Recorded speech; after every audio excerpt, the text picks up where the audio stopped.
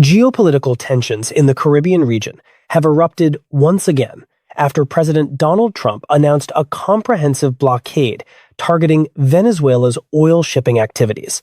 This is an unprecedented move in the past decade.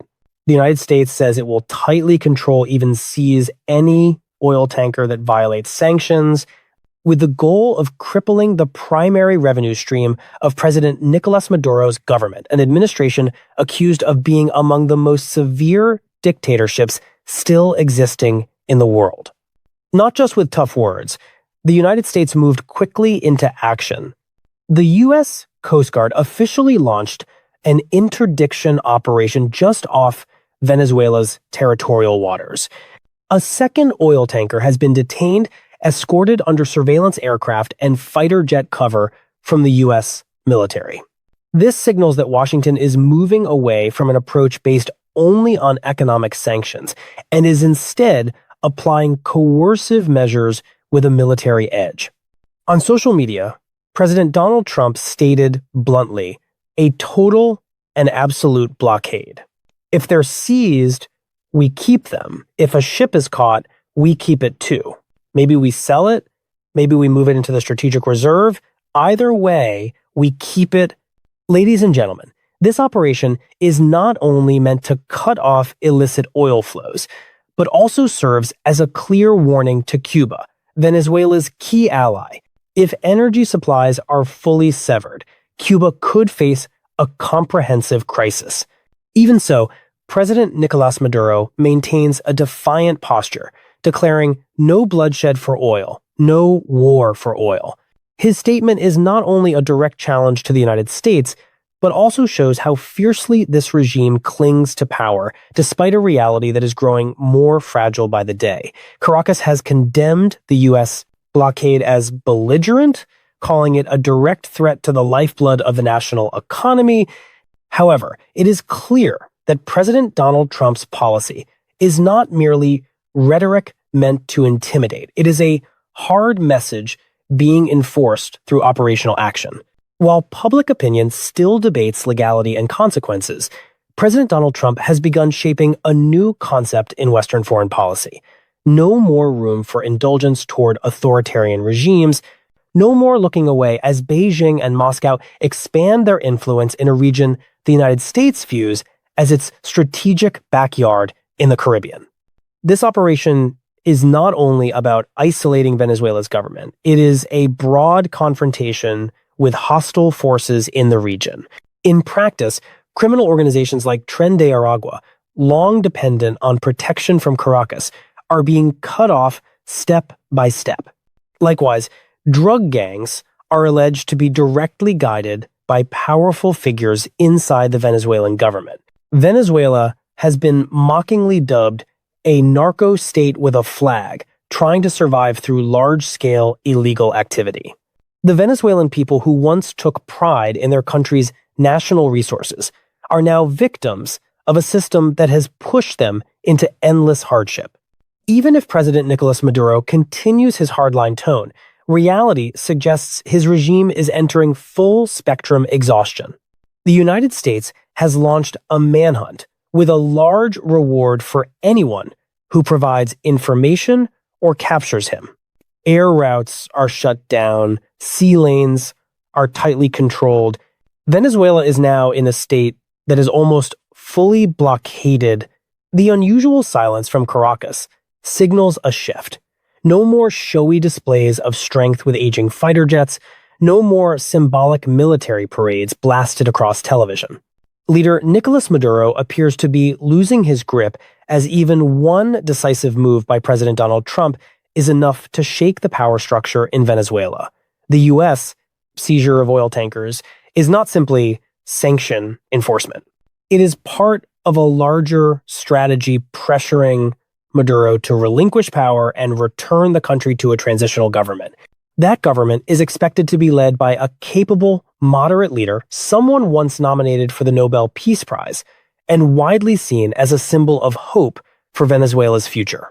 Under a tightening blockade, President Nicolás Maduro faces a wave of criticism from nations and international organizations.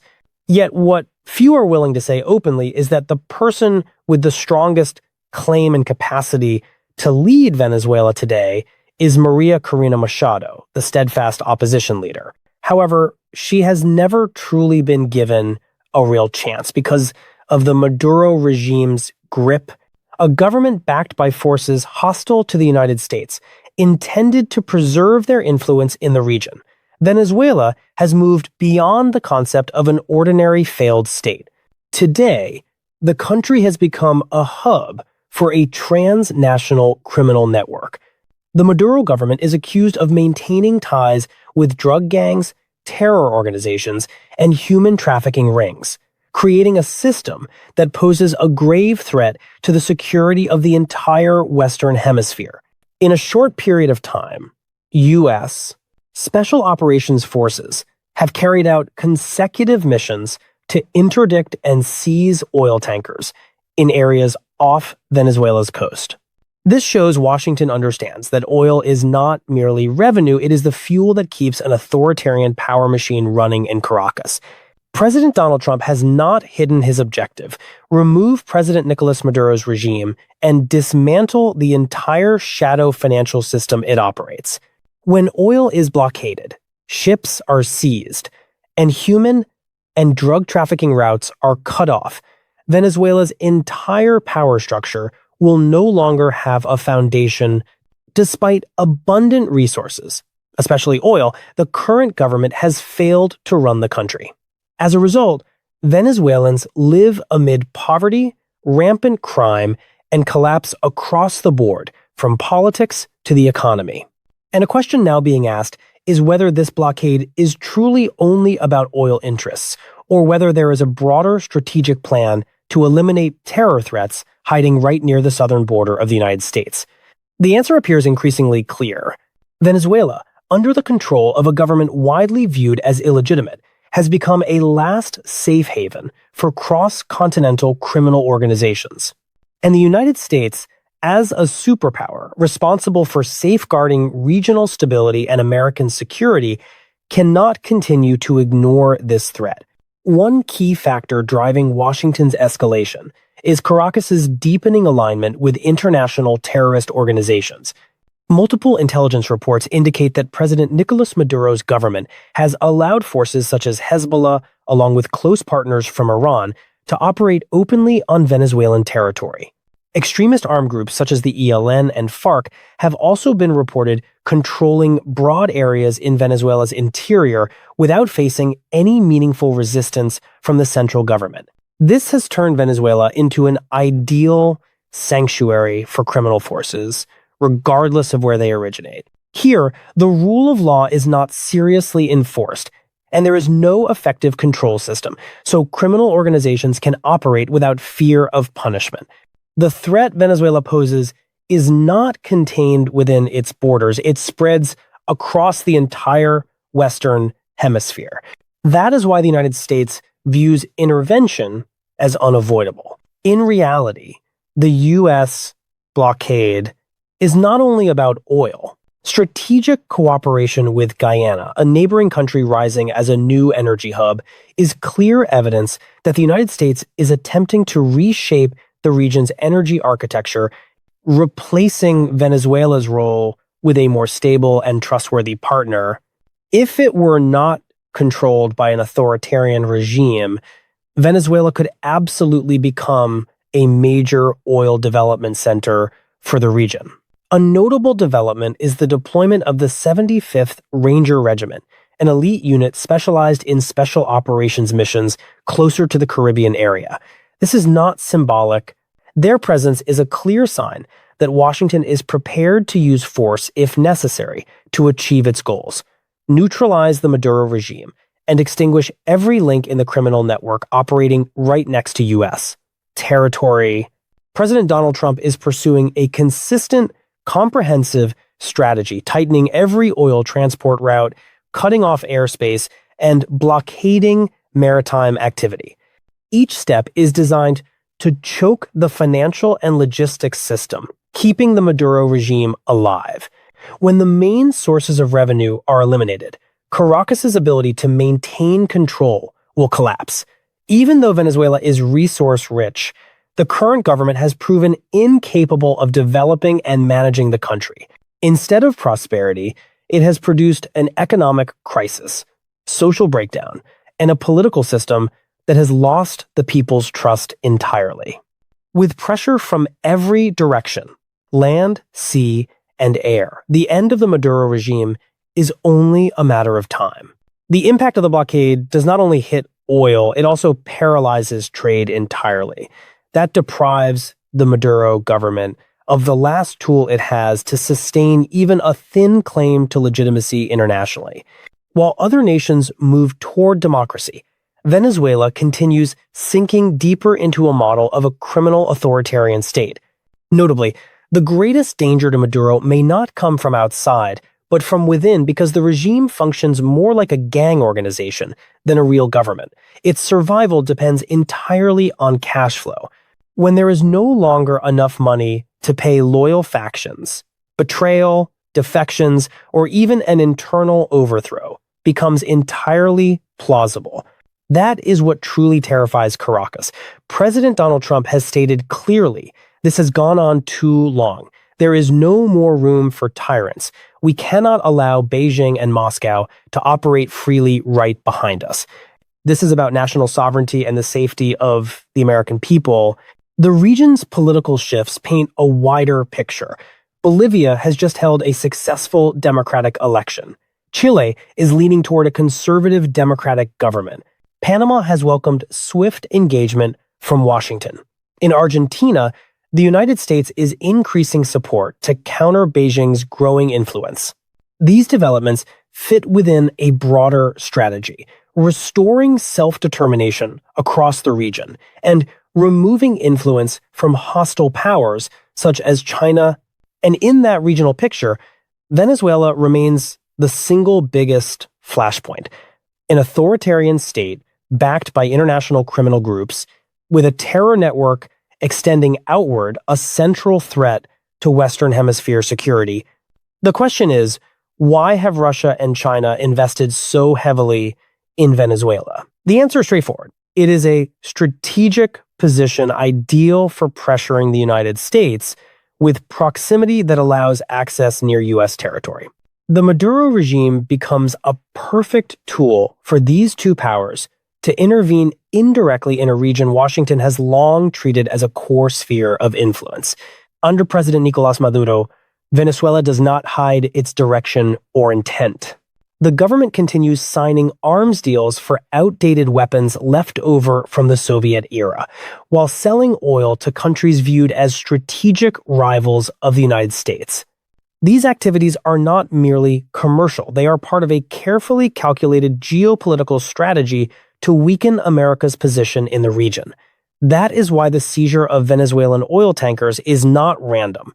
Each interdiction is part of Washington's proactive plan to cut off oil routes that help fund the activities of Russia, China, and their allies worldwide. The reality is that Venezuela has become a puppet state, serving outside forces that want to destabilize the United States. In that context, what surprises many is the Democratic Party often portraying itself as the guardian of Western democratic values, showing a posture that appears to shield the Maduro regime as if it were merely an injured country in need of protection.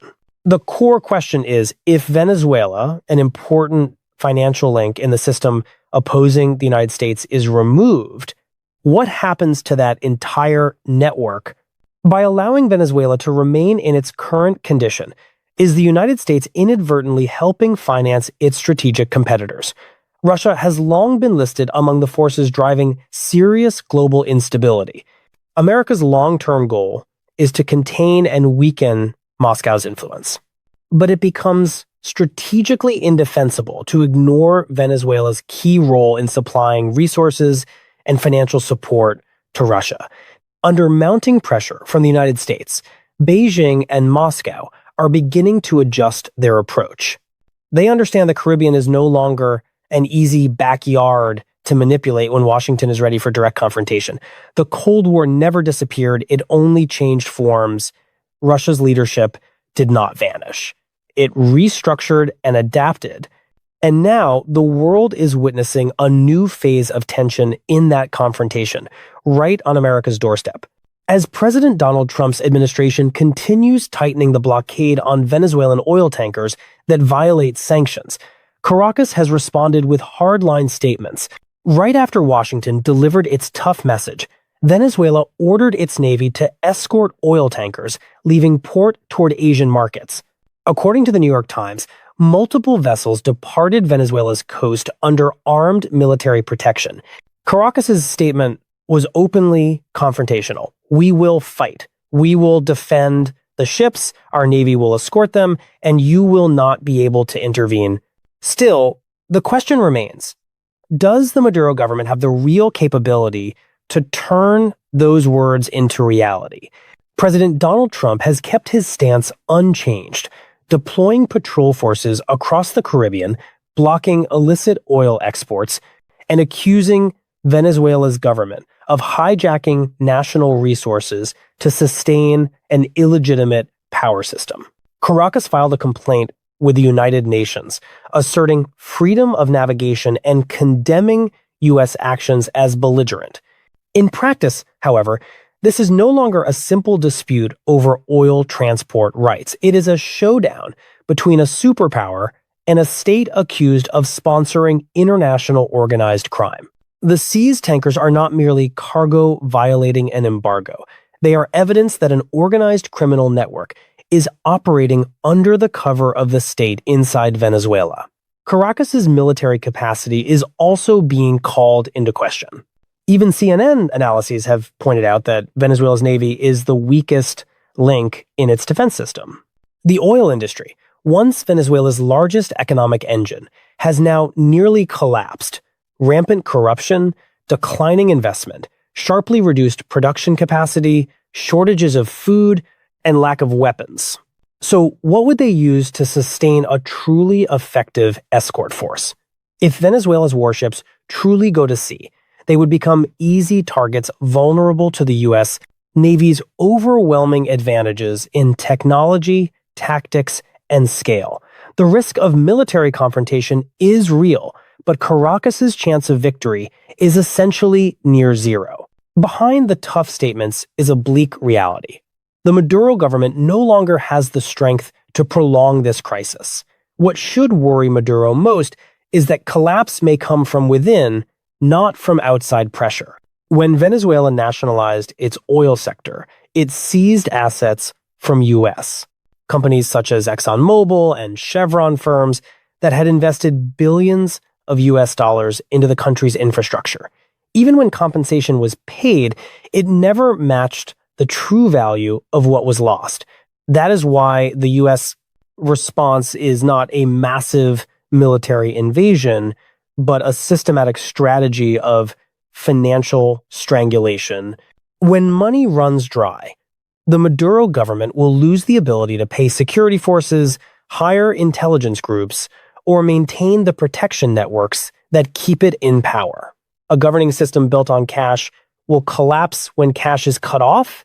President Nicolás Maduro may still sit in the presidential palace, but in reality, his power does not come from popular support. It comes from loyalty purchased with cash from armed groups and shadow forces.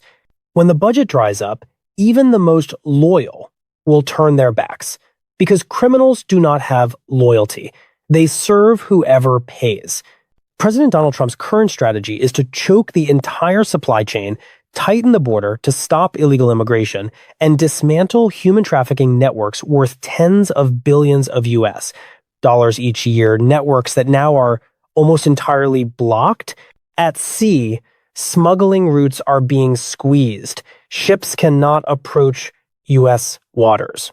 Cartels like Tren de Aragua and their branches operating inside the United States are being hunted down, losing logistics and support. The organization will collapse.